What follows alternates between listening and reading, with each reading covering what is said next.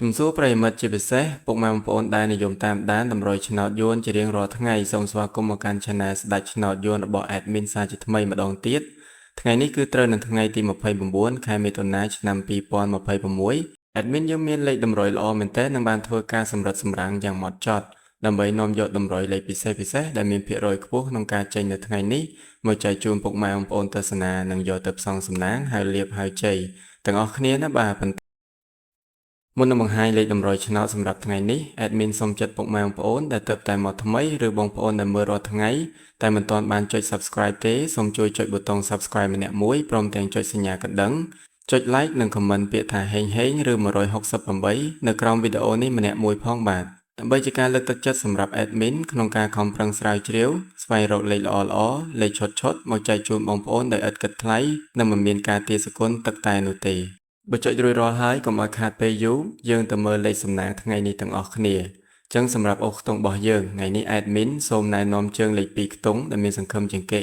គឺអុសខ្ទង់80និងខ្ទង់70ចឹងយើងមានអុស70និងអុស80បាទចំពោះលេខត្រេង2ខ្ទង់ Admin ក៏មាន4គ្រាប់ឲ្យពុកម៉ែបងប្អូនដែល Admin បានសម្រាំងទុកយ៉ាងស្អាតគ្រាប់ទី1មាន75 77 86និងលេខចុងក្រោយគឺលេខ89គ្រាប់នេះគឺល្អសម្រាប់បងប្អូនយកទៅលេងត្រេងការពារអញ្ចឹងសម្រាប់លេខ2ខ្ទង់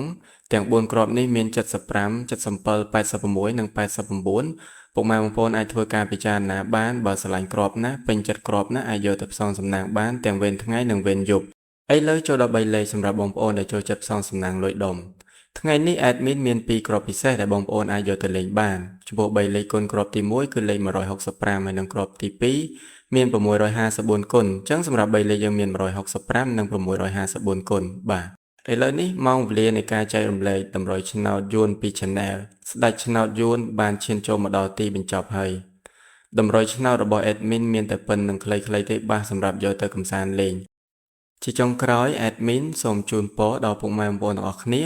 ឲ្យមានសំណាងល្អហេងត្រូវទាំងលេខតូចត្រូវទាំងលេខធំចូលកប់គ្រប់គ្នាណាបងប្អូនបាទជម្រាបលានិងជួបគ្នានៅវីដេអូថ្ងៃស្អែកជាបន្តទៀតបាយ